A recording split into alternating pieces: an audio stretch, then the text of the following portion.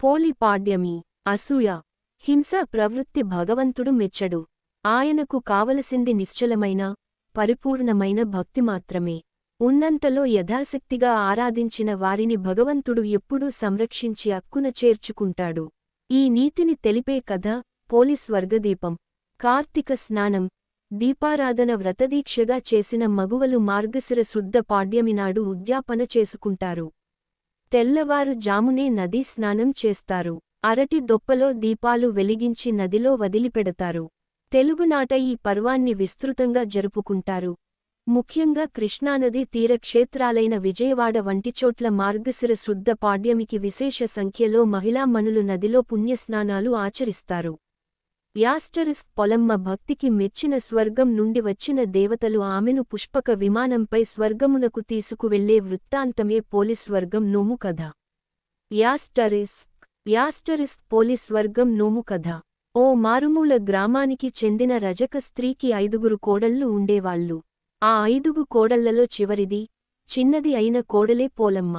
చిన్నప్పటి నుంచి కూడా పోలమ్మకు దైవభక్తి ఎక్కువ.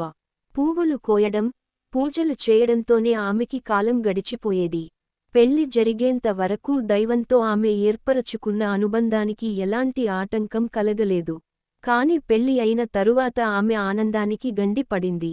పువ్వులు కోయడానికి, పూజలు చేయడానికి, అసలు గుడికి వెళ్లడానికి కూడా వీలు లేకుండా పోయింది. అందుకు కారణం ఆమె అత్త. సాధారణంగా ఇంటి కోడలకి దైవభక్తి ఎక్కువగా ఉంటే ఎవరైనా మెచ్చుకుంటారు. కాని పోలి విషయంలో అది తారుమారైంది. పోలి అత్తకు తాను మహాభక్తురాలిననే గర్వం ఎక్కువ. కొంతమంది అమ్మలక్కలు కూడా ఆమె వెనక చేరి భజన చేయడం వలన ఆమెలో మరింత అహంకారం పెరిగింది.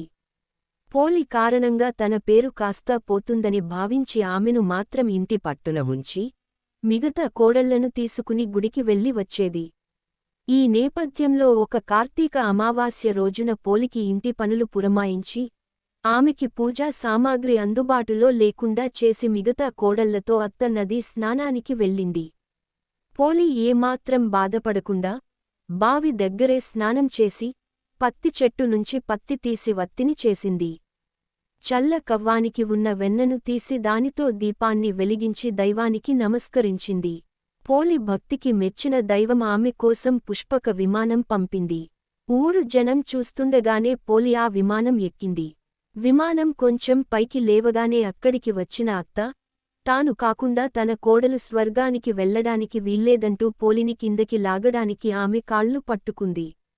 ఆ వెంటనే మిగతా కోడళ్ళు ఒకరి తరువాత ఒకరుగా ఒకరి కాళ్ళు ఒకరు పట్టుకుని విమానం నుంచి కిందకి వేలాడసాగారు.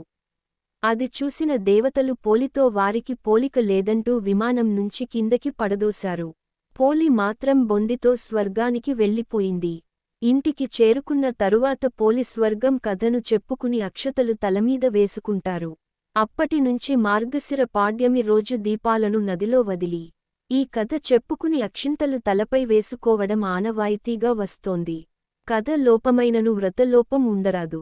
పద్ధతి తప్పినను ఫలము తప్పదు. దీనికి ఉద్యాపనము లేదు.